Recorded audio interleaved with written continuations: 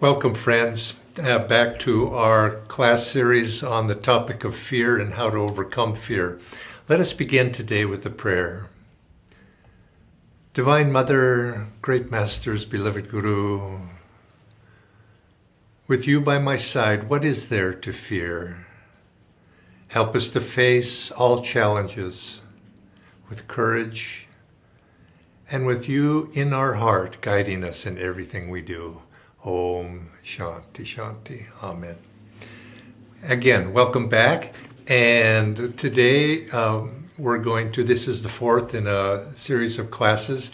Next week, the fifth class will be the last of our classes. And I'll mention it again that I'll be picking up odds and ends next week, a few related topics on fear. But if you have questions, that would be a good time for us to spend part of next week's class answering those questions. So do send them in to the host here, to Bharat on the online community, and perhaps he can post that up in the chat box if you don't have that site in which to send your email.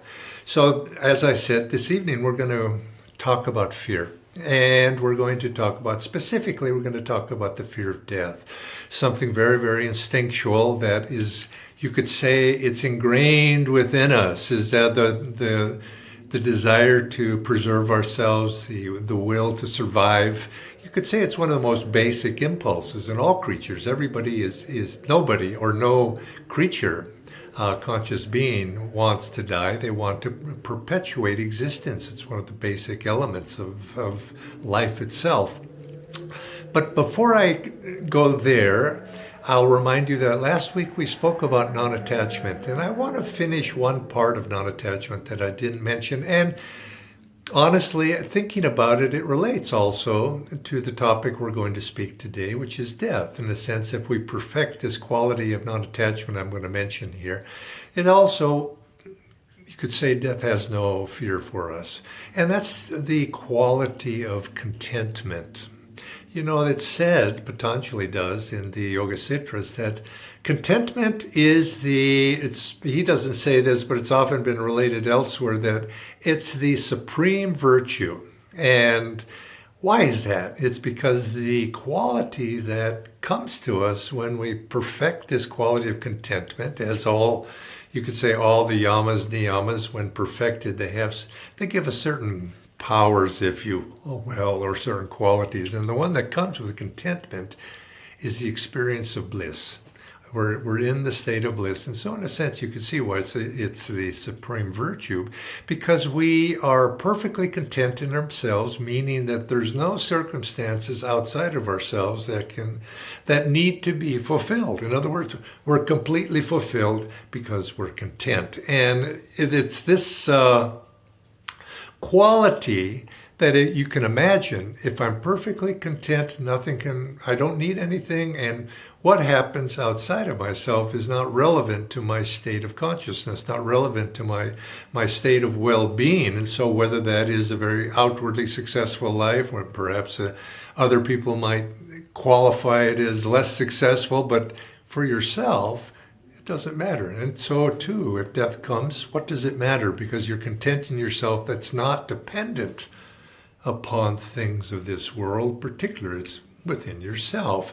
And it reminded me of thinking about that. There was a story from the life of Paramhansa Yogananda, who had a little retreat house out in the desert in Southern California. And he would go there from time to time to get away from everything.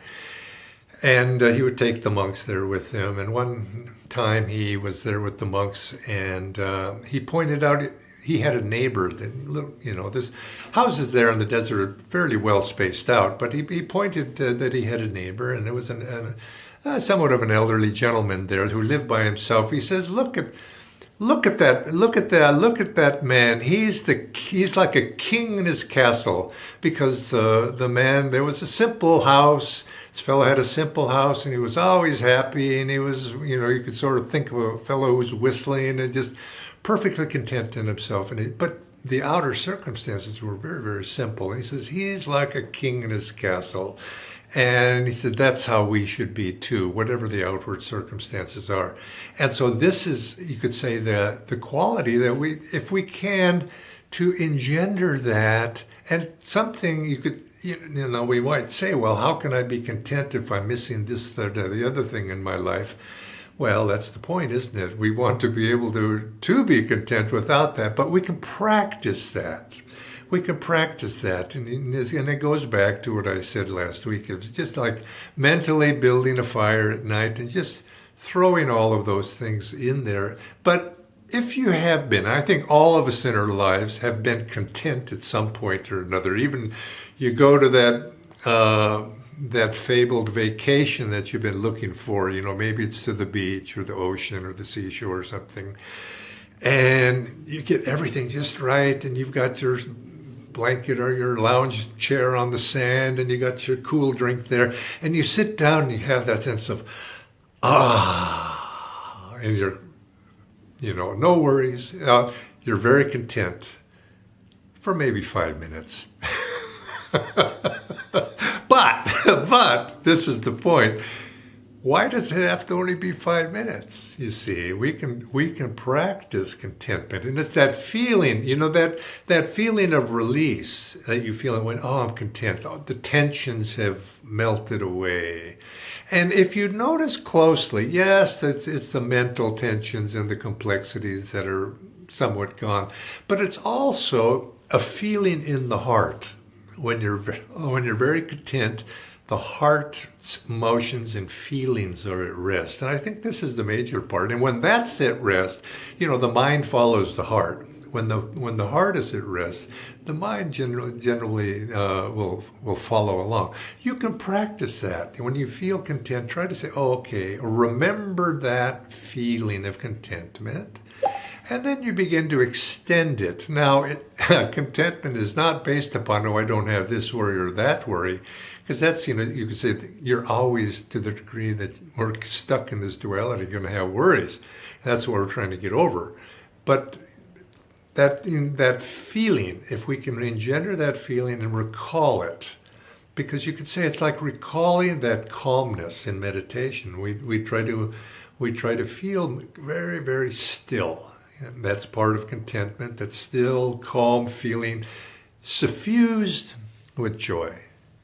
And that in the moment, in the now. And if you can recall that, learn to recall that, and this is contentment. We do have, I hope we all have, at least once in a while, we do have that little feeling of contentment.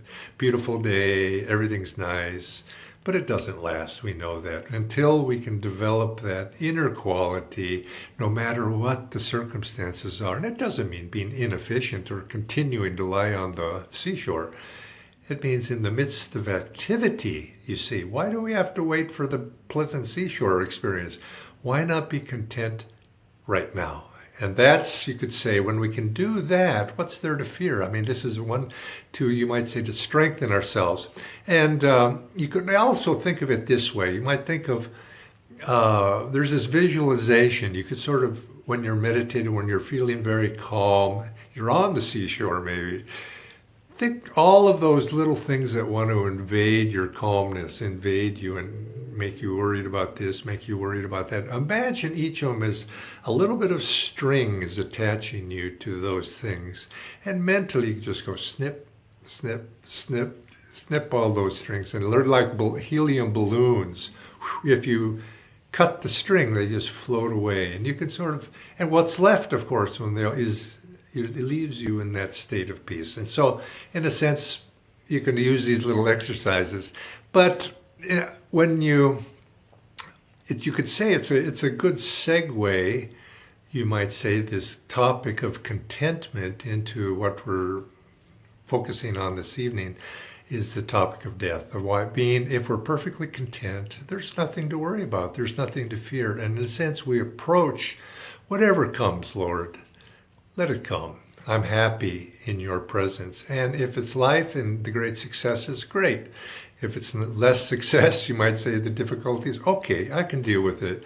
And if it's ultimately when the time comes, let it be. When the time comes to die, let that be. Because, when we speak about death, it's something we don't want to wait until that last moment and then say, oh my God, I have to get ready, to pass. And it's not going to happen that way.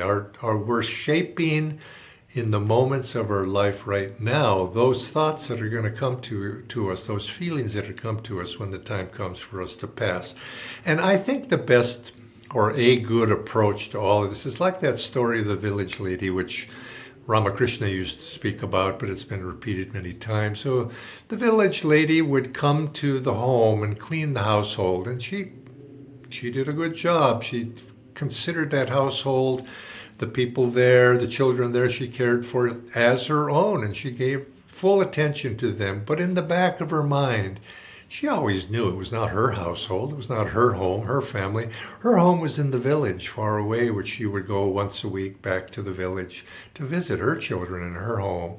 But she was there doing her job, as the family housekeeper there.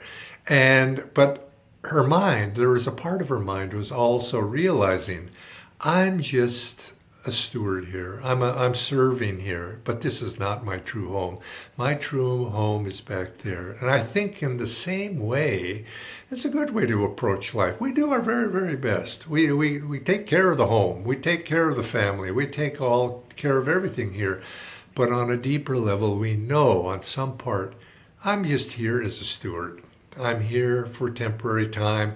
But when that time's come, it's time to go home. It's time to go back to the village, my true home, which is not here on this earth. And since this is inevitable for all of us, and it's not something that we can avoid, why not prepare for it? And sometimes, too, people tend to avoid the subject entirely because, I don't want to talk about those kinds of things. It's depressing. Well, why is it depressing? That's the problem. We don't want to be. We should say, yes, I get to go home, you might say, in a sense, because there's you might say, a better world for me, and we withdraw from this world of trouble and toil, because death and dying are actually, if we know it in the right way, death itself at least, should be something that is exalted for us, because we're returning to a higher plane. Our true home is not in this world of suffering. Now, I said death and dying, but dying itself for the average person is not necessarily pleasant because there's fear. If there's no fear, well, of course, then it is something else entirely. And it's that fear that we want to address. Why? Why are we afraid of something like that? Well, of course, I mentioned already, it's instinctual. But in a sense, it's that sense of loss, sense of all those things that we're attached to, all of those things that we're not going to be able to fulfill all of those desires. And so that you could say, since is inevitable, the time to start preparing for that is now, is resolving those issues and seeing that this is not you could say that like that old saying, that when the baby is born, the baby cries, but everybody else in the room is happy. And when the old man dies or the old woman dies, everybody in the room is sad, but she's happy. And because you're leaving this world of trouble and pain. And often this is, in that sense, death can be a great release, particularly if a person is suffering physically, or mentally as well. So you could sort of say, why not look at it this way? Build that mental fire and think of it, of returning, is returning home. You could say, like, I've often thought of it in this way. It's like we're all in the military, and we've been given an assignment.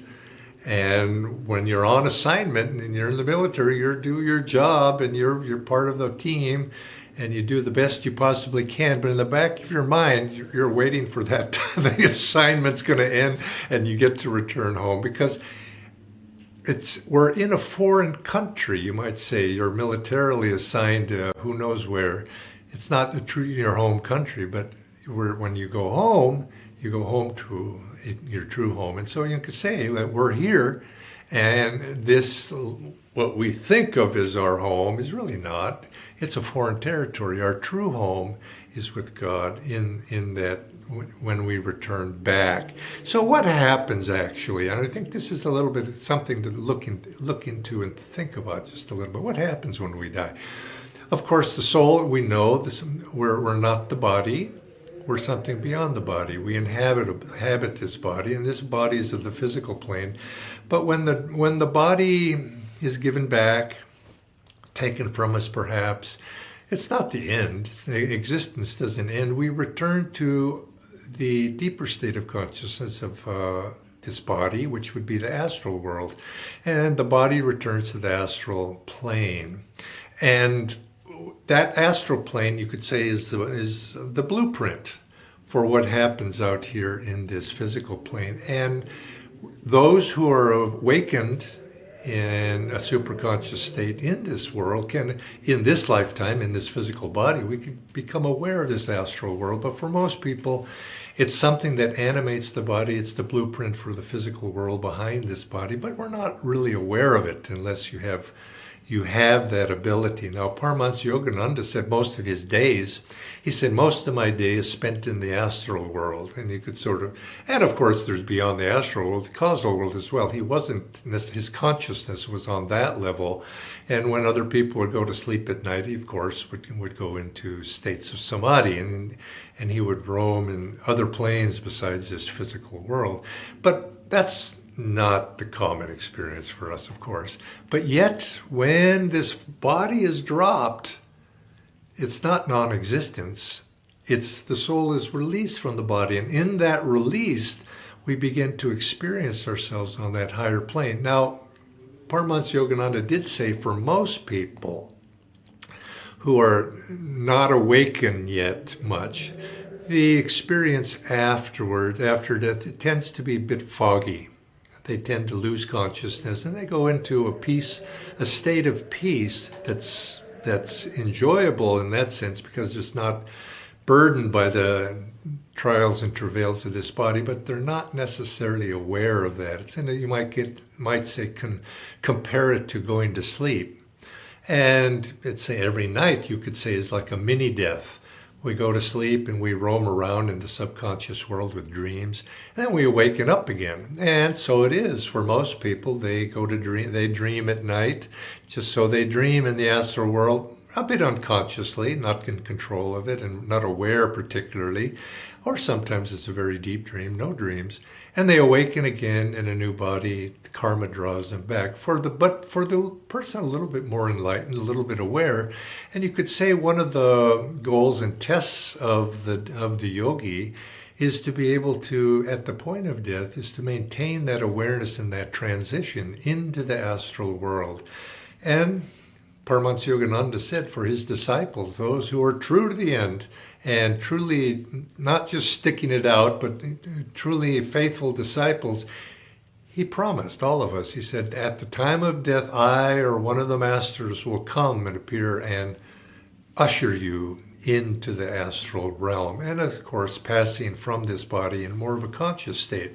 And this is, you could say, one of the benefits of awakening our awareness in this lifetime to those realms beyond the physical, and just not drift off, and then karma brings us back. But yes, karma may bring us back even if we're a little bit more awakened, but to travel into that next world, into that astral realm and be guided there by the masters is a great promise, and for us to prepare ourselves for that. And when we die, the physical body, the life force that is entered into the body, it's said that when the baby is born, the life force enters through the medulla oblongata and descends from the astral world into the soul in the medulla oblongata, and begins to then develop from that point of conception, sperm and ova united.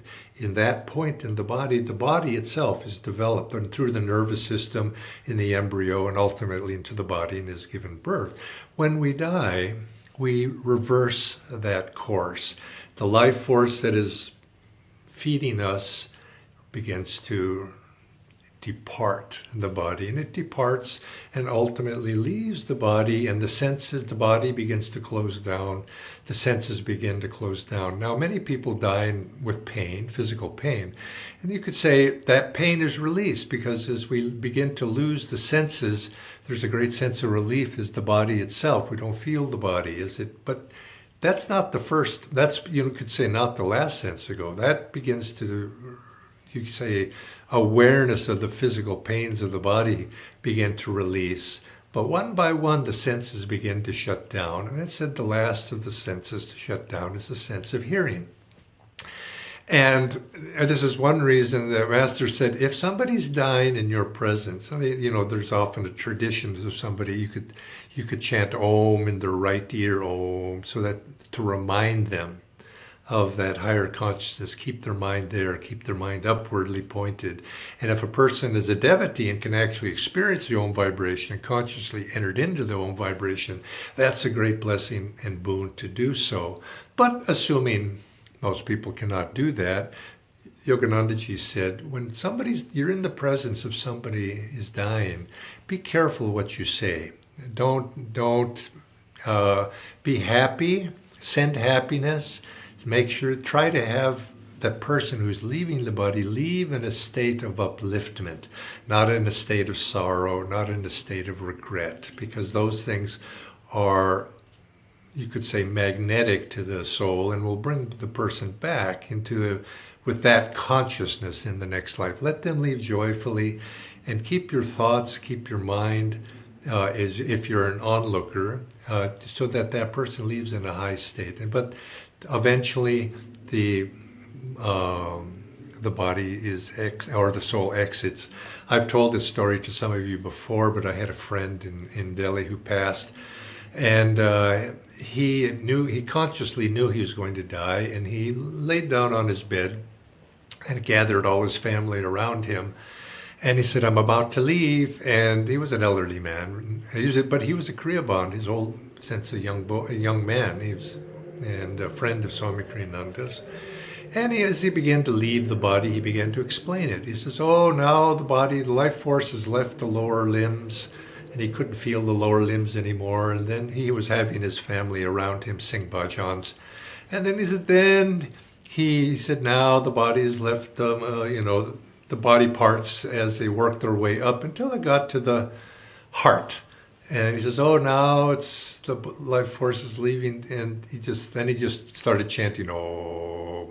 And when it got to the heart, of course, the heart stopped. When it left released from the heart no longer beating, it stopped. And of course, he couldn't say anything more. And then he just went, and he looked up in the spiritual eye, and the life force left. Now, for a conscious yogi, the life force, we want to direct that life force up through the spiritual eye, out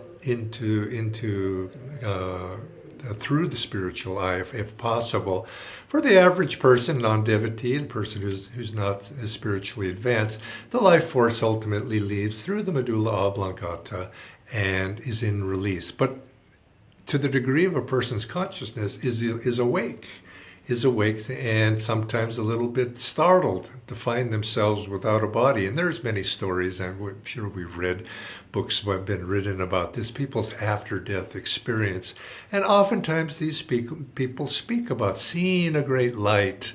And then if you do see that light, go into that light. Sometimes they even speak about angelic beings or astral beings who come to guide them into that other world. And they're guided into the other world, and they look back. Don't be attached to that other, the world in which you left. There was a story, though, interestingly, that Yogananda related about a brother and sister who were very close, and not very aged either, so in the young side. And the brother came down with a malady, and he was on his deathbed.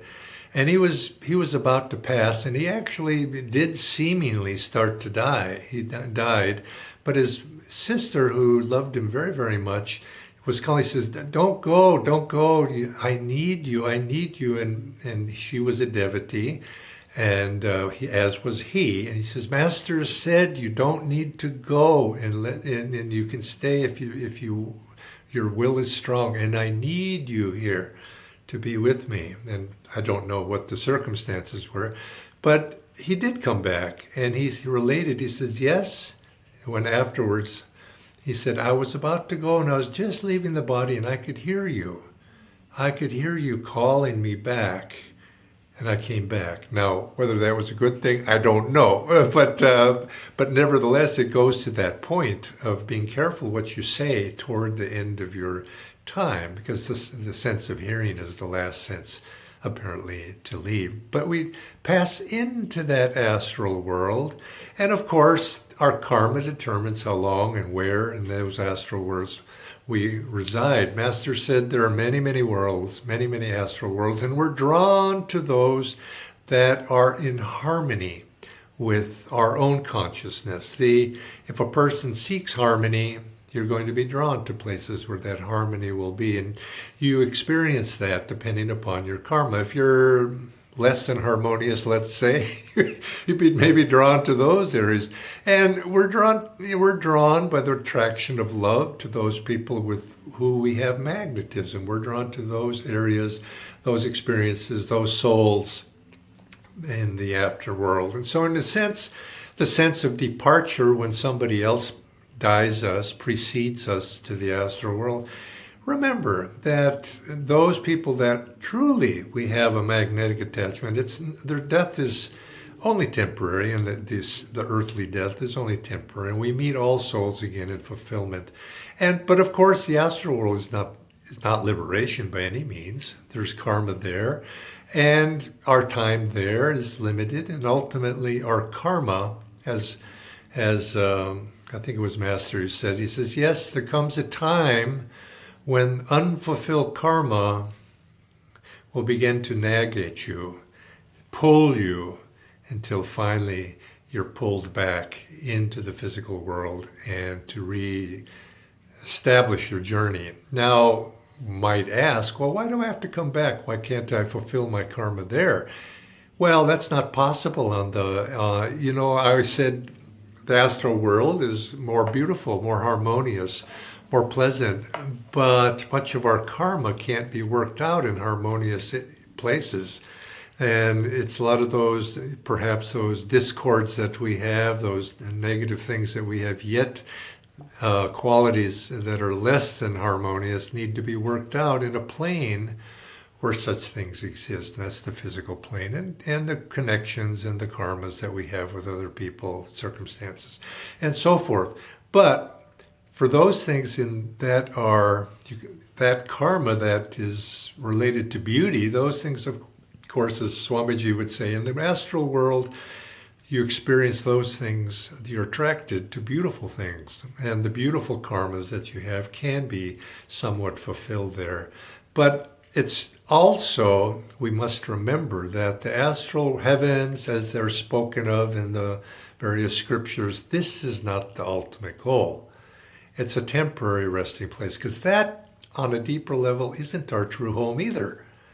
It's, you might say, another way station. Ultimately, until we pass beyond, there's no need to come back for this physical karma, and ultimately we can perfect ourselves. And then ultimately advance to those realms of the causal world. Remember in the autobiography, Swami Sri Yukteswar said, he was explaining to Yogananda, he says, I've incarnated now on an high astral planet, I'd say, Hiranyaloka, preparing souls to be able to advance to ultimately the causal realms and total freedom, you might say, liberation. So that's our ultimate goal. But we're speaking here of what we want is to overcome that fear of death and that fear of transitioning.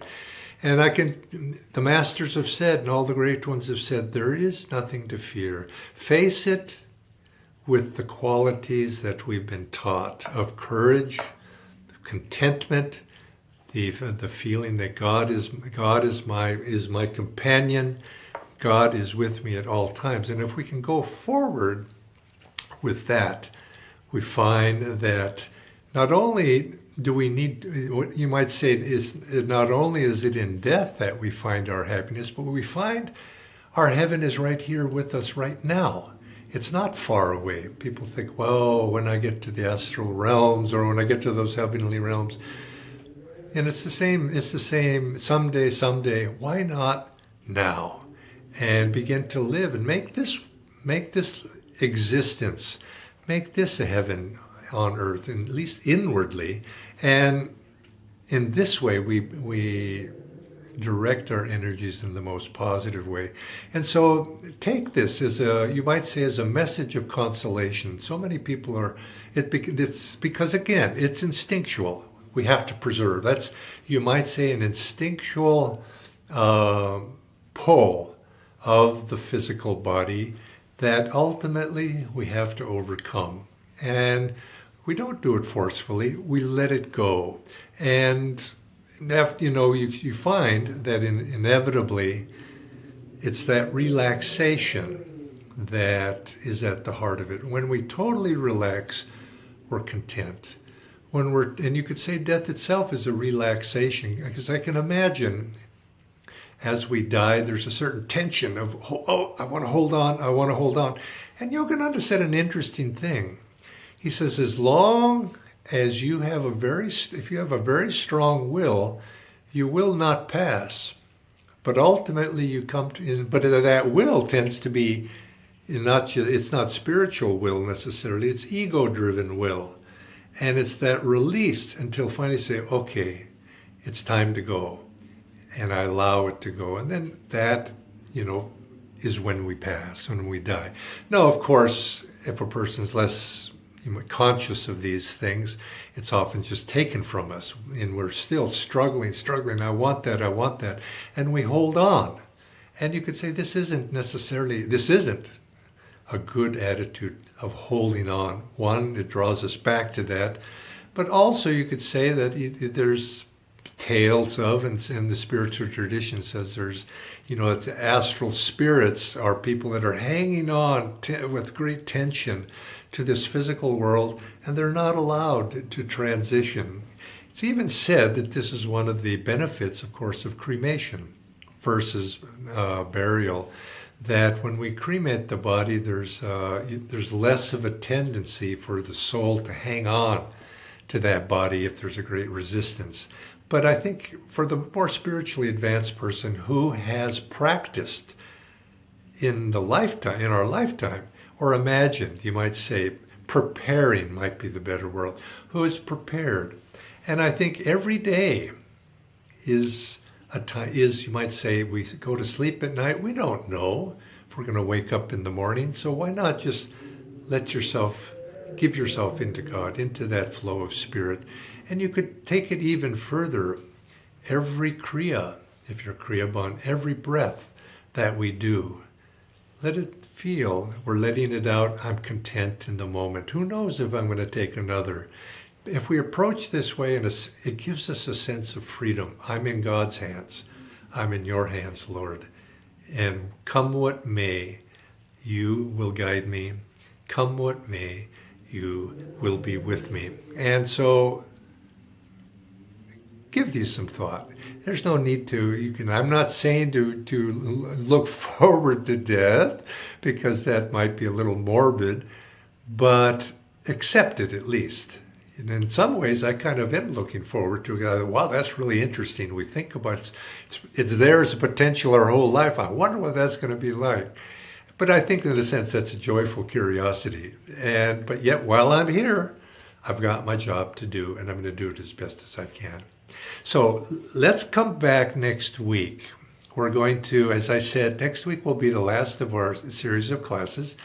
But I would like to stimulate you, if I possibly can, to send in some questions. I have odds and ends to pick up on this topic of death, but perhaps I haven't covered some area that is of interest to you, or perhaps been bothering you. Now's a chance to write them in. So send them in to the online host, and Tushar or Bharat, who are my technicians behind there. Make sure to get that website or the email address or where they send their questions to. And we'll come back next week and conclude this series on death or fear that might come, whatever the circumstances might be to engender that. God bless all of you, and till next week. Joy to you.